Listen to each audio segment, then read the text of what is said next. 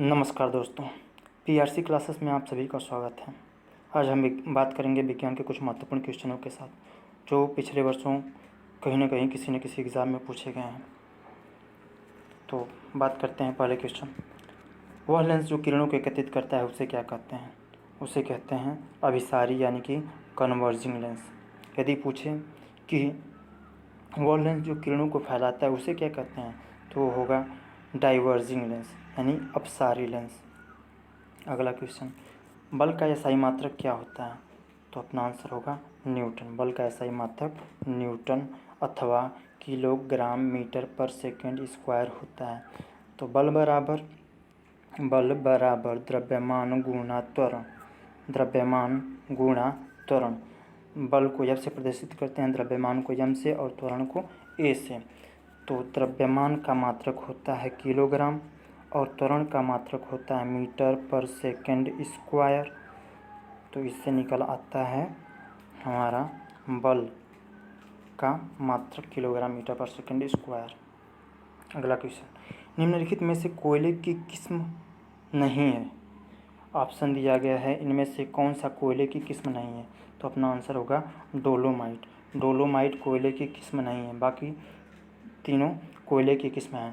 तो हम बताना चाहते हैं कोयले की 4 किस्म होती हैं। एंथ्रेसाइट,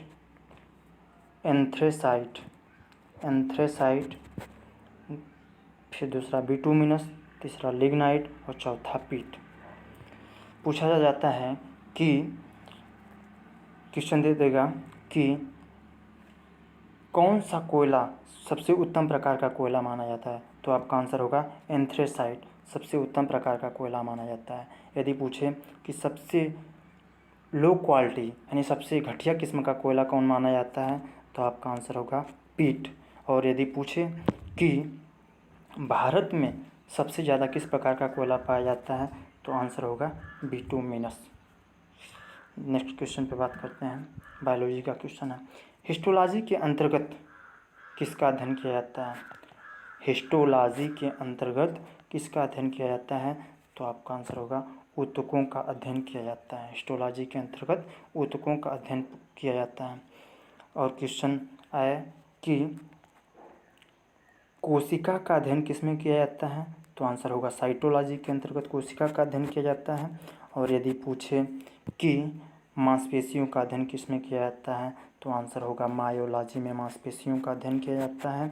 और यदि पूछे कि हार्ट यानी हृदय का अध्ययन किसमें किया जाता है, तो आंसर होगा कार्डियोलॉजी में हार्ट का अध्ययन किया जाता है। कार्डियोलॉजी में हार्ट का अध्ययन किया जाता है।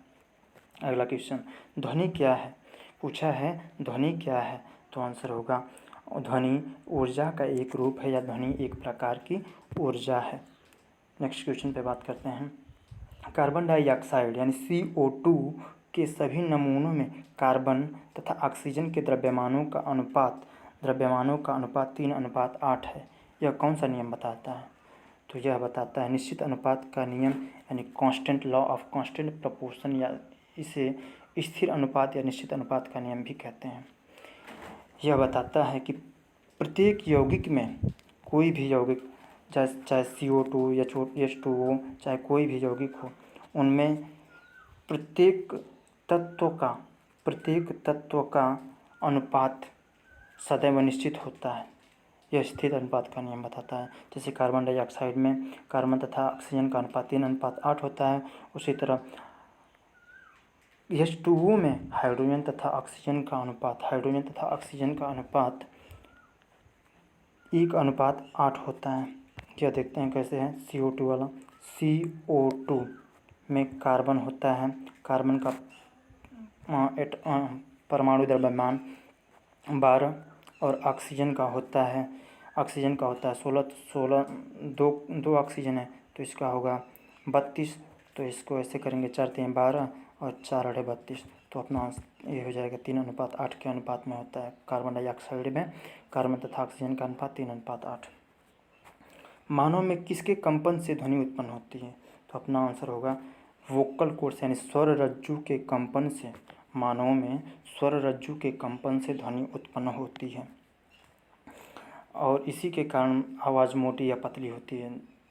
जैसे स्त्रियों और बच्चों में वोकल कॉर्ड्स पतली तथा छोटी होती हैं, जिसके कारण उनकी आवाज़ पतली होती है। अगला क्वेश्चन, पृथ्वी पर किसी वस्तु का भार 200 न्यूटन और द्रव्यमान 20 किलोग्राम है तो गुरुत्वीय त्वरण का मान पूछा है। गुरुत्वीय त्वरण का मान क्या होगा? यानी कि यफ दिया है और यम दिया है और हमसे पूछा है जी का मान क्या होगा। तो सूत्र है यफ बराबर यम इंटू जी, यानी कि बल बराबर द्रव्यमान गुणे त्वरण, यानी गुरुत्वीय त्वरण है। ठीक, तो दिया है यफ बराबर 200 न्यूटन और यम बराबर दिया है 20 किलोग्राम और जी का मान पूछा है। तो ऐसे हो जाएगा, इसका हो जाएगा 10 विस्तार पे 10 यानी 10 मीटर पर सेकेंड स्क्वायर। जी का मान 10 मीटर पर सेकेंड स्क्वायर, यानी कि ऑप्शन ए सही है। के सेल में कितने इलेक्ट्रॉनों को समायोजित किया जा सकता है? तो के सेल में अधिकतम 2 इलेक्ट्रॉनों को समायोजित किया जा सकता है। या फिर ऐसे पूछ सकता है के सेल में अधिकतम कितने इलेक्ट्रॉन समायोजित हो सकते हैं? तो ऑप्शन होगा 2। इसी तरह पूछेगा एल सेल में कितने इलेक्ट्रॉन? 8, यम में 18 और एन में 32। ऐसे होता है KLMN। तो के सेल में 2, एल में 8 और यम में 18 और इसमें 32। 2, 8, 18, 32 KLMN। 2, 8, 18, 32 KLMN। निम्न में से किस तत्व के प्रतीक में केवल एक अक्षर होता है? तो हम सबका प्रतीक देखेंगे। कॉपर का प्रतीक होता है Cu, कैल्शियम का होता है Ca और क्लोरीन का होता है Cl और कार्बन का होता है C। इसमें देखेंगे 2 अक्षर हैं C और U, इसमें C और A, इसमें C और L, और जबकि कार्बन में एक ही अक्षर C है। कार्बन को C से प्रदर्शित करते हैं। तो पूछा है किस तत्व के प्रतीक में केवल एक ही अक्षर है? तो अपना आंसर होगा कार्बन। नेक्स्ट क्वेश्चन पे बात करते हैं। क्वेश्चन नंबर 11, 5 जगत प्रणाली यानी कि 5 किंगडम क्लासिफिकेशन का प्रस्ताव किसने दिया? तो अपना आंसर होगा वी टेकर ने 5 जगत प्रणाली यानी 5 किंगडम क्लासिफिकेशन दिया। वो 5 किंगडम में कौन कौन से हैं देखते हैं। पहला है मोनेरा, प्रोटिस्टा, दूसरा प्रोटिस्टा, तीसरा फंजाई, चौथा एनिमैलिया और प्लांटी। मोनेरा, प्रोटिस्टा, फंजाई, एनिमैलिया और प्रोटिस्टा, इन 5 जगत में व्हिटेकर ने जीवों को बांटा था। अगला क्वेश्चन नंबर 12, ध्वनि का तारतम्य किस पर निर्भर करता है? तो अपना आंसर होगा ध्वनि का तारतम्य आवृत्ति यानी फ्रीक्वेंसी पर निर्भर करता है। यानी कि फ्रीक्वेंसी के अधिक या कम होने पर तारतम्य भी कम या अधिक होता है। जैसे फ्रीक्वेंसी अधिक होगी तो तारतम्य अधिक होगा, यदि फ्रीक्वेंसी कम होगी तो तारतम्य यानी कि पिच कम होगा।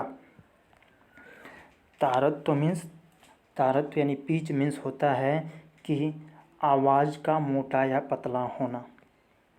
अगला क्वेश्चन, कौन सा तत्व समूह 17 यानी ग्रुप 17 से कौन संबंधित है? पीरियोडिक टेबल में कौन सा तत्व ग्रुप 17 से संबंधित नहीं है?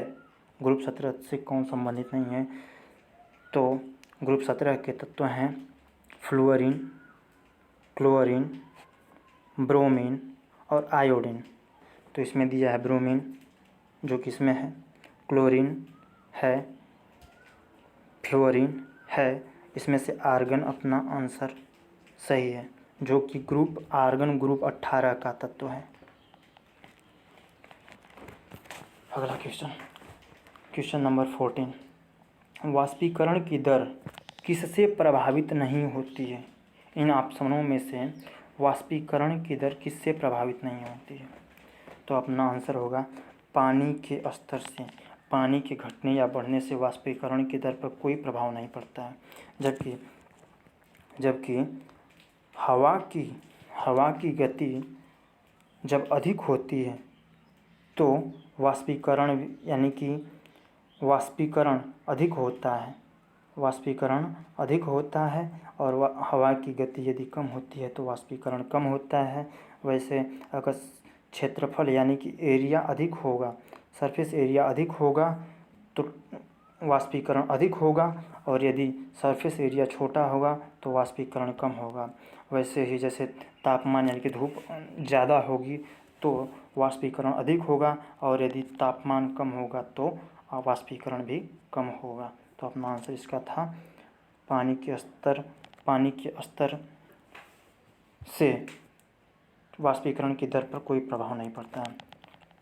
अगला क्वेश्चन नंबर 15, वर्णांधता जिसे कलर ब्लाइंडनेस कहते हैं को किस लेंस के प्रयोग, वर्णांधता के लिए कौन सा लेंस प्रयोग किया जाता है? तो इसमें से वर्णांधता के लिए ऑप्शन नंबर डी, इनमें से कोई नहीं। वर्णांधता एक आनुवंशिक बीमारी है, इसके लिए किसी लेंस के प्रयोग द्वारा, इसका इलाज किसी लेंस के प्रयोग द्वारा नहीं हो सकता। और यदि पूछेगा कि निकट दृष्टि दोष जिसे हम बोलते हैं मायोपिया, निकट दृष्टि दोष यानी मायोपिया में कौन से लेंस का प्रयोग किया जाता है? तो आंसर होगा अवतल लेंस।